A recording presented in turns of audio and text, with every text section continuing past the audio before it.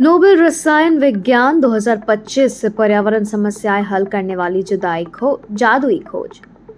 Royal Swedish academy of sciences ने सुसुमु किटागावा, Richard Robson और OMR Yagi को 2025 का रसायन विज्ञान नोबेल पुरस्कार देने की घोषणा की है। उन्हें यह सम्मान मेटल ऑर्गेनिक फ्रेमवर्क्स नामक क्रिस्टलीय पदार्थ विकसित करने के लिए मिला है, जिन्हें वैज्ञानिक जादुई स्पंज या आणविक पिंजरे भी कहते हैं। यह खोज न केवल रसायन विज्ञान के लिए महत्वपूर्ण है, बल्कि पर्यावरण और ऊर्जा के क्षेत्र में भी बड़े बदलाव लाने की क्षमता रखती है।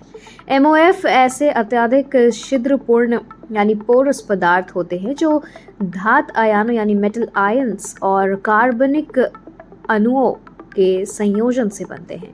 उनकी आंतरिक संरचना एक जटिल जाली जैसे होती है, जिसमें अत्यधिक खाली जगह होती है। इस खाली जगह के कारण एमओएफ में किसी भी अन्य ज्ञात पदार्थ की तुलना में बहुत अधिक गैसों या रसायनों को अवशोषित करने में भी क्षमता होती है। नोबेल समिति ने कहा है कि इस खोज ने रासायनिक इंजीनियरिंग के एक नए युग की शुरुआत की है और यह क्वांटम जानकारी को व्यवहारिक बनाती है। एमओएफ तकनीक में कई महत्वपूर्ण अनुप्रयोग है, जैसे पर्यावरण समाधान। एमओएफ का सबसे महत्वपूर्ण उपयोग कार्बन डाइऑक्साइड कैप्चर में है। वायुमंडल से ये ग्रीन हाउस गैसों को प्रभावी ढंग से सोख सकते हैं, जो ग्लोबल वार्मिंग से निपटने में गेम चेंजर साबित हो सकता है। इसके अलावा ये हानिकारक प्रदूषकों और रसायनों को भी पानी और हवा से फिल्टर कर सकते हैं। जल संकट का समाधान। वैज्ञानिक ऐसे एमओएफ सामग्री पर काम कर रहे हैं जो रेगिस्तानी या शुष्क क्षेत्रों की हवा से पानी निकाल सके। ये पदार्थ हवा की नमी को अवशोषित करते हैं और फिर नियंत्रित तरीके से पानी पीने योग्य छोड़ते हैं। ऊर्जा भंडारण। एमओएफ हाइड्रोजन जैसी गैसों को अत्यधिक उच्च घनत्व पर सुरक्षित रूप से संग्रहित कर सकते हैं। ये भविष्य की स्वच्छ ऊर्जा जैसे कि हाइड्रोजन ईंधन वाली कारों के लिए एक बड़ी सफलता हो सकती है, जहां ईंधन को सुरक्षित और कॉम्पैक्ट तरीके से रखने की आवश्यकता होती है।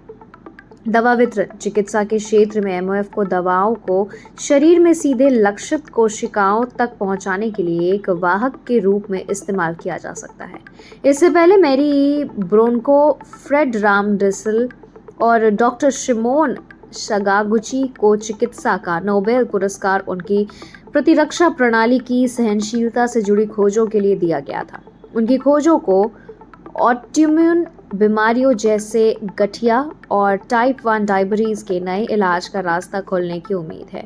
वही जॉन क्लार्क, मिशेल एच डेवोरेट और जॉन एम मार्टिनेस को भौतिकी का नोबेल क्वांटम कंप्यूटिंग पर उनके काम के लिए मिला है, जिससे बिजली की रफ्तार वाले सुपर कंप्यूटर बनाने का मार्ग प्रशस्त हुआ है। यह पुरस्कार दिखाता है कि बुनियादी अनुसंधान में किए गए छोटे विचार भविष्य में बड़ी तकनीकी और पर्यावरणीय क्रांतियों का आधार बन सकते हैं। इन खोजों पर दुनिया भर में और भारत में भी वैज्ञानिक समुदाय तेजी से काम कर रहा है।